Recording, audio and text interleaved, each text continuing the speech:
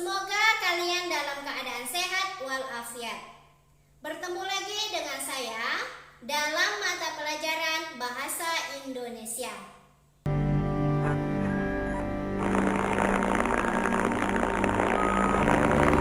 Kami, bangsa Indonesia, dengan ini menyatakan kemerdekaan Indonesia.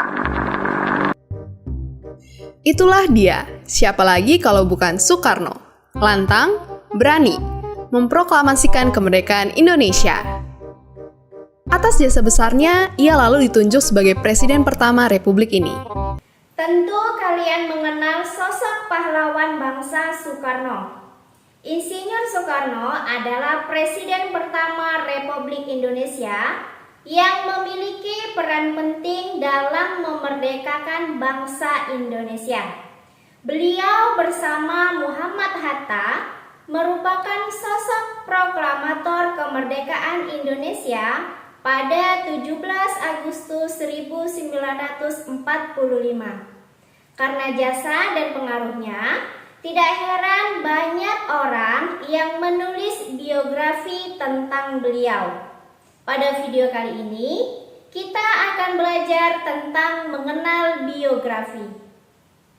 Menurut KBBI, biografi adalah riwayat hidup seseorang yang ditulis oleh orang lain. Mungkin kalian pernah juga mendengar istilah autobiografi.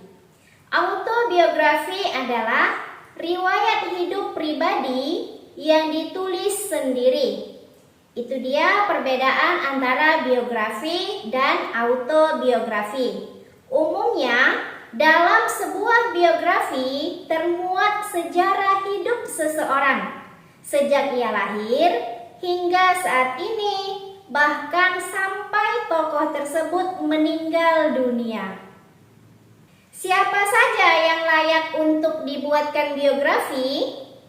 Tokoh yang sering dijadikan bahan untuk dibuatkan biografi yaitu tokoh terkenal, orang sukses, atau seseorang yang memiliki peran besar dan menyangkut kehidupan orang banyak.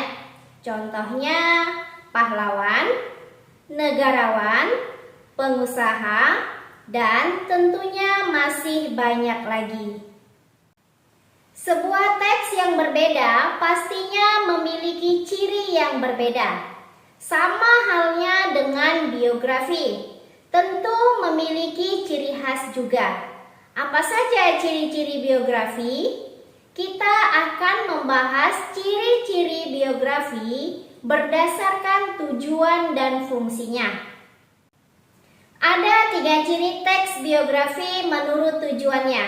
Yang pertama, biografi memberikan pengetahuan perjalanan hidup seseorang tokoh kepada pembaca. Kedua, biografi memberikan pembelajaran dari kehidupan tokoh tersebut. Ketiga, biografi memberikan contoh atau teladan dari tokoh tersebut. Sedangkan ciri teks biografi menurut fungsinya, yang pertama, biografi menganalisis dan menerangkan kejadian-kejadian hidup seseorang. Kedua, biografi memberikan pengetahuan mengenai kelebihan seseorang dan latar belakangnya. Tiga, teks biografi memberikan informasi berdasarkan sudut pandang orang ketiga.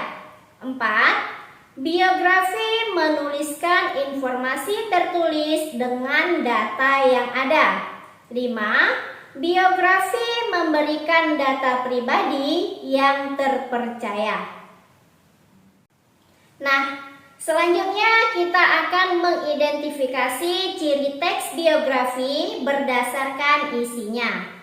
Bagaimana sih cara mengidentifikasi teks biografi berdasarkan isinya? Mengidentifikasinya dapat dilakukan dengan mengajukan pertanyaan. Dari pengertian dan ciri-ciri yang telah kita bahas, kita dapat mengajukan pertanyaan-pertanyaan agar agar dapat menggali isi serta menemukan ciri dari teks tersebut. Ada 8 pertanyaan yang bisa kita ajukan untuk mengidentifikasi ciri teks biografi berdasarkan isinya. Pertanyaannya yang pertama, siapakah tokoh biografi yang ditulis? Bagaimana masa kecil atau masa muda tokoh tersebut? Apa permasalahan yang dihadapi tokoh tersebut? Bagaimanakah cara tokoh tersebut memecahkan permasalahan hingga mencapai keberhasilan? Hal apakah yang menarik dari tokoh tersebut?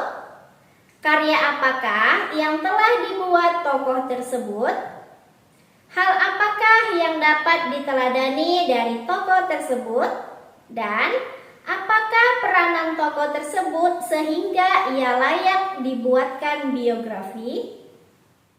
Dari pertanyaan-pertanyaan tersebut, kita dapat mengetahui informasi nama tokohnya, masa kecil atau masa mudanya, permasalahannya, caranya memecahkan permasalahan hingga berhasil, hal menarik, karyanya, keteladanannya, peranannya sehingga layak menjadi tokoh biografi.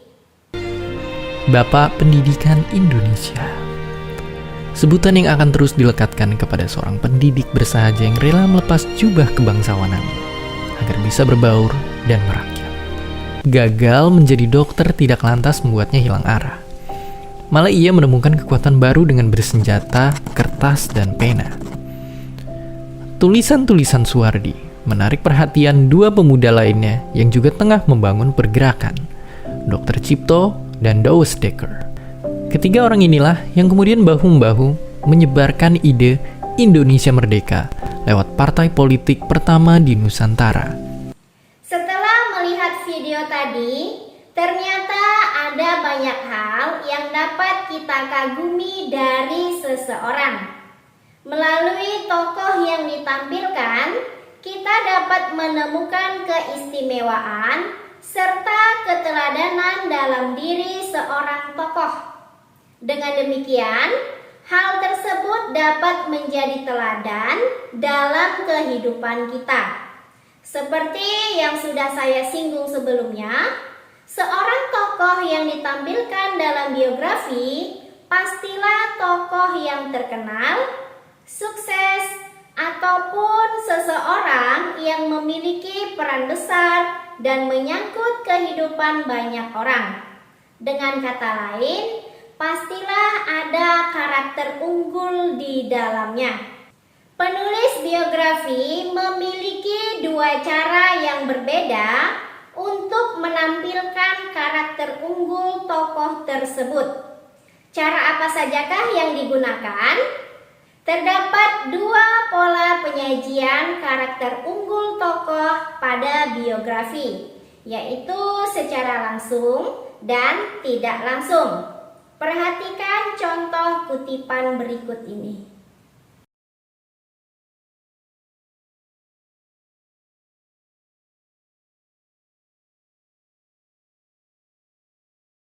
Dalam kutipan tersebut, penulis menyampaikan karakter unggul tokoh secara langsung atau tersurat. Penulis menyatakan secara tertulis bahwa Andi sangat termotivasi dan tidak mudah putus asa dalam mengejar impiannya. Sekarang, perhatikan contoh kutipan kedua.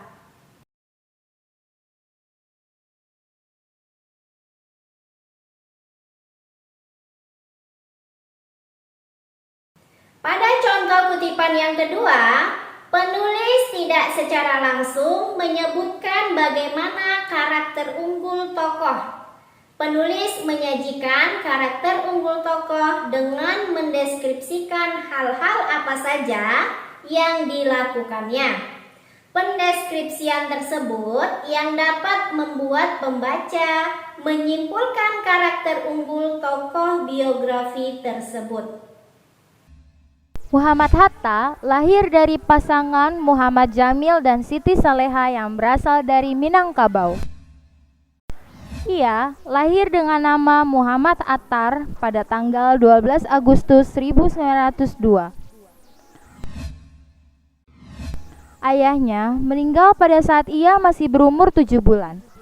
Setelah kematian ayahnya, ibunya menikah dengan Agus Najining, seorang pedagang dari Palembang. Ia menempuh pendidikan dasar di Sekolah Melayu Fort de Kock.